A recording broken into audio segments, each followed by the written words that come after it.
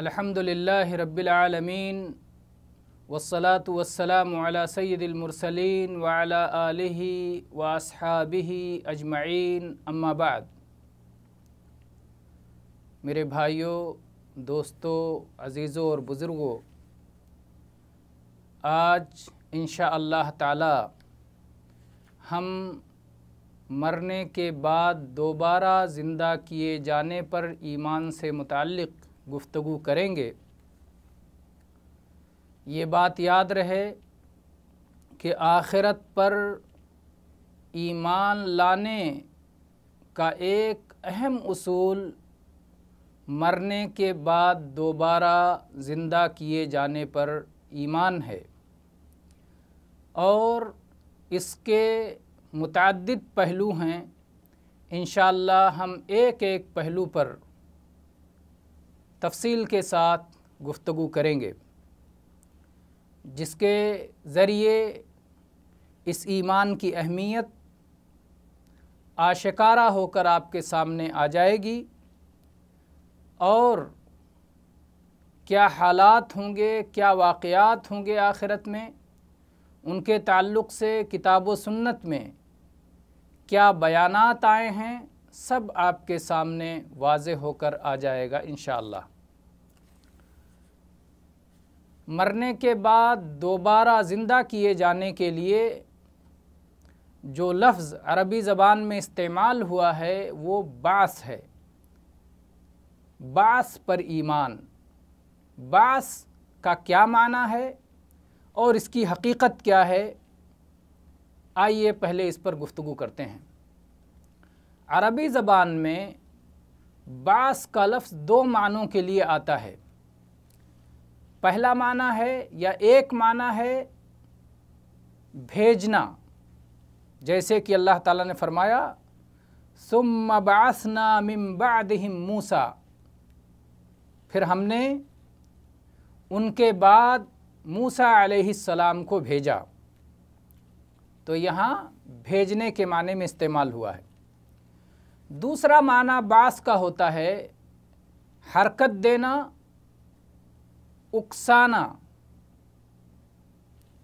जैसे अरबी ज़बान में कहते हैं बास्तुल बईर फम बास, मैंने ऊँट को हरकत दी, ऊँट को उकसाया तो ऊँट उठकर खड़ा हो गया।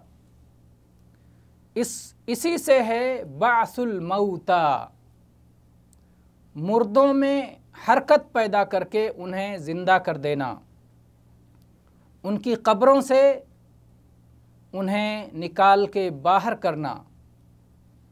चुनांचे अल्लाह ताला का इरशाद है सुम्मा बअसनाकुम मिन बअदि मौतिकुम, फिर हमने तुम्हारी मौत के बाद तुम्हारे अंदर हरकत और ज़िंदगी पैदा की, तुम्हें दोबारा ज़िंदा कर दिया। सूरह बकरा की आयत नंबर 56। शरीयत की इस्तिलाह में जब बास का लफ्ज़ बोला जाता है तो इसके मफ़हूम में, इसके माने में ये बात दाखिल है कि कब्रों से मुर्दों को ज़िंदा करके दोबारा खड़ा कर दिया जाएगा। ये बास का मफ़हूम है और इसकी हकीकत ये है कि अल्लाह ताला उन इंसानों को जो ज़मीन में दफन कर दिए गए, जिनके जिस्म मिट्टी में मिल गए, अल्लाह ताला उन्हें दोबारा ज़िंदगी अता फ़रमाएगा और उनके जिस्म को उसी तरह अपनी कुदरत कामिला से पैदा कर देगा जिस तरह से पहले वो जिस्म था। और जिस्म पैदा करने के बाद अल्लाह ताला उसमें रूह डालेगा और फिर उन सब को एक जगह इकट्ठा करके उनका हिसाब व किताब होगा और उनके दरमियान हक़ व अदल के साथ फ़ैसला किया जाएगा। अल्लाह ताला ने सूरह यासीन की आयत नंबर 78-79 में इरशाद फरमाया, वज़रब लना मसलन व नसिय खल्क़ह क़ाल मन युह्यिल इज़ाम वहिय रमीम क़ुल युह्यीहा अल्लज़ी अंशअहा अव्वल मर्रह व हुवा बिकुल्लि खल्क़िन अलीम। इंसान ने हमारे लिए मिसाल पेश की और वो अपनी तख्लीक को भूल गया। वो कहता है कि इन हड्डियों को सड़ गल जाने के बाद कौन ज़िंदा कर पाएगा। ऐ अल्लाह के नबी सल्लल्लाहु अलैहि वसल्लम और ऐ उन पर ईमान लाने वालों, कह दो कि इन बोसीदा हड्डियों को वो अल्लाह ज़िंदा करेगा जिसने इन्हें पहली बार पैदा फरमाया है और वो हर तरह की तख्लीक को पूरी तरह से जानने वाला है। इसी तरह से हुज़ैफ़ा रज़ियल्लाहु अन्हु की रिवायत है कि रसूल अकरम सल्लल्लाहु अलैहि वसल्लम ने इरशाद फरमाया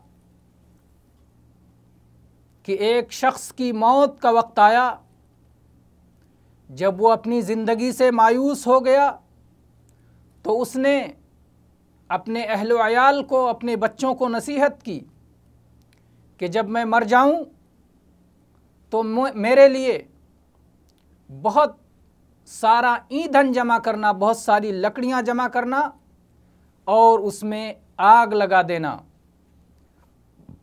जब वो आग मेरे गोश्त को खा जाए, मुझे पूरी तरह जला दे और मेरी हड्डियों को भी जला दे, तो फिर इन हड्डियों को तुम पीस डालना, उन्हें राख बना देना और उन्हें एक गर्म दिन में दरिया में ले जाकर डाल देना। या दूसरी रिवायत के अल्फाज के मुताबिक एक आंधी वाले दिन में उन्हें दरिया में ले जाकर उड़ा देना। अल्लाह ताला ने उस शख्स के जिस्म के तमाम अज्जा को इकट्ठा करके उसे दोबारा ज़िंदा किया और अपने सामने खड़ा करके उससे पूछा, लिमा फ़अल्त, तूने ऐसा क्यों किया था? वो जवाब देगा, ऐ अल्लाह, तेरे खौफ से, तेरे डर से, तेरी खशियत से। अल्लाह ताला उसका ये जवाब सुनकर उसे माफ़ कर देगा, उसे बख्श देगा। ये सही बुखारी की हदीस है 3479 नंबर पर। जो आयात और अहादीस ज़िक्र की गईं उनमें इस बात की दलील मौजूद है कि अल्लाह ताला उन्हीं जिस्मों को दोबारा ज़िंदा करेगा जिन जिस्मों में आज इंसान ज़िंदा है। उनके अज्जा को जो मिट्टी में मिल जाएंगे, जो सड़ गल जाएंगे, दोबारा अल्लाह ताला उन अज्जा को हुक्म देगा, वो इकट्ठा हो जाएंगे, जिस्म की सूरत इख्तियार करेंगे, फिर अल्लाह ताला उनमें रूह को वापस लौटा देगा। पाक है वो अल्लाह जो किसी काम से आजिज़ नहीं है, जो सब कुछ करने पर कादिर है। इसी तरह से अगर हम अहादीस का मुताला करते हैं तो मरने के बाद दोबारा ज़िंदा किए जाने की कैफियत का भी उसमें ज़िक्र मिलता है, और वो ये है कि अल्लाह ताला ज़मीन में बारिश बरसाएगा जिसकी वजह से कब्र वाले अपनी कब्रों से उसी तरह ज़िंदा होकर के निकलेंगे जैसे ज़मीन से पौधे उगते हैं। अबू हुरैरा रज़ियल्लाहु अन्हु की वह हदीस जो सही बुखारी में 4935 नंबर पर और सही मुस्लिम में 2995 नंबर पर मरवी है कि रसूलुल्लाह सल्लल्लाहु अलैहि वसल्लम ने फरमाया کہ سور کے دونوں پھونکوں کے درمیان 40 کا وقفہ ہوگا۔ راوی سے کہا گیا 40 دن، راوی نے کہا مجھے انکار ہے، یعنی مجھے نہیں معلوم۔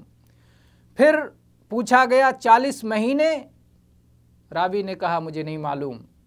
پھر پوچھا گیا 40 سال کا وقفہ ہوگا، راوی نے کہا مجھے نہیں معلوم۔ پھر اس کے بعد راوی نے آگے بیان کیا، پھر اللہ تعالیٰ آسمان سے بارش نازل فرمائے گا اور لوگ اسی طرح سے زندہ ہو کر اٹھ کھڑے ہوں گے، اگ جائیں گے جیسے سبزیاں اگتی ہیں۔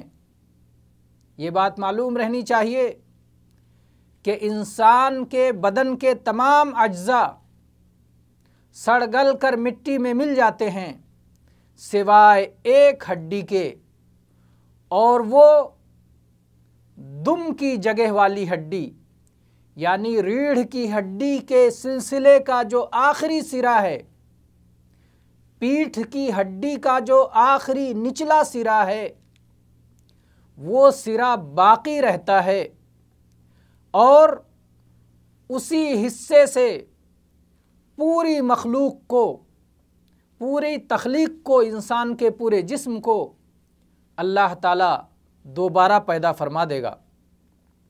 اس حدیث سے دوبارہ زندہ کیے جانے کی کیفیت کا علم ہوتا ہے، اور یہ کہ قبر والے 2 نفخوں کے درمیان 40 کا وقفہ گزاریں گے۔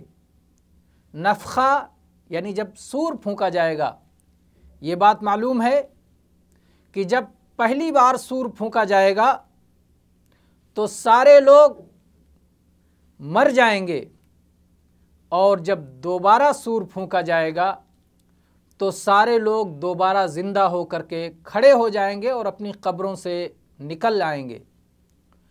ان دونوں سور کے درمیان کتنا وقفہ ہوگا، راوی نے متعین طور پر اسے بیان نہیں کیا، لیکن بعض روایات میں 40 سال کا ذکر ملتا ہے۔